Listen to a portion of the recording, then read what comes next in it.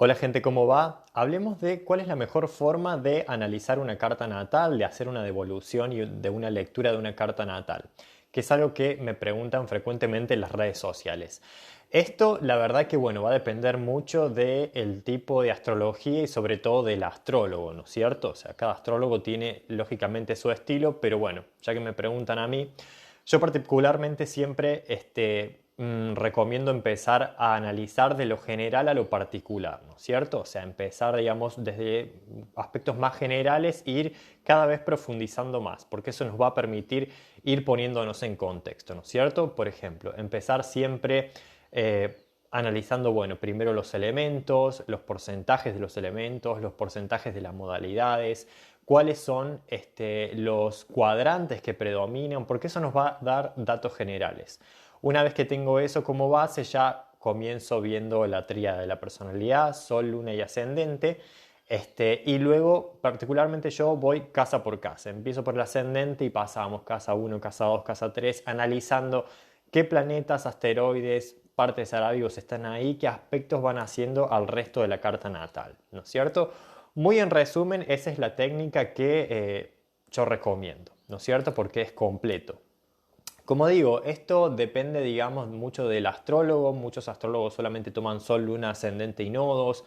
Algunos hasta los planetas personales. A mí me gusta brindar toda la información, ¿no es cierto? O sea, porque creo que es lo más justo, ¿no es cierto? Darle toda la persona, mostrándole todo lo que hay ahí, ¿no es cierto? En su alma.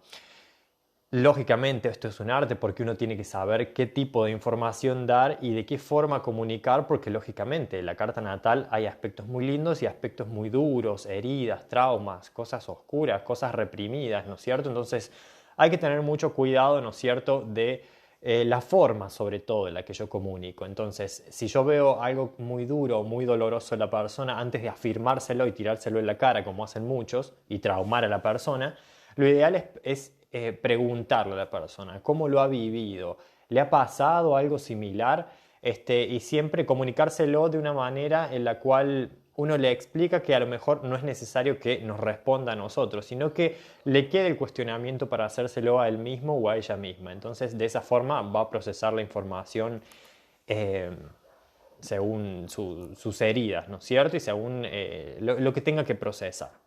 Esto siempre para cuidar a la persona. Por ejemplo, en un caso, no sé, que a lo mejor yo puedo ver indicios de abuso. Bueno, por ejemplo, si lo veo a través de Plutón y veo otros aspectos tensos, puedo explicarle este aspecto, significa esto, esto, esto, y le nombro todo el abanico de posibilidades, de significados que tiene eso, porque nada significa una sola cosa, ¿no es cierto? Entonces, ahí la persona, bueno, lo va a ir tomando, ¿no es cierto? Y si tiene interés, o sea, va a profundizar más según lo que pueda procesar o no, ¿no es cierto? Esto va a depender de cada uno. Entonces, es muy importante, digamos, cuidar a la persona. Con los aspectos duros, ¿no es cierto? Siempre no afirmarlos, sino más bien preguntarle cómo lo ha vivido. Y con los aspectos positivos como las virtudes, las herramientas, las potencialidades, marcarlas firmemente, porque la idea es que la persona se empodere, vea todo el potencial que tiene, se vaya con más autovaloración. Entonces ese es el fundamento de la carta natal, hacer que la persona se sienta bien, y esta es la manera en la que yo particularmente la trabajo. Personalmente también le doy la posibilidad a la persona de que con el tiempo, cuando vuelva a ver la grabación o leer las anotaciones que hizo, o escuchar los audios, me escriban, ¿cierto? Y en caso de que le surja una duda, porque puede pasar, digamos, que uno la carta natal la escucha o la lee, ¿no es cierto?, en determinado momento, y es como un libro. ¿Vieron cuando uno tiene un libro favorito que lo lee 20 veces?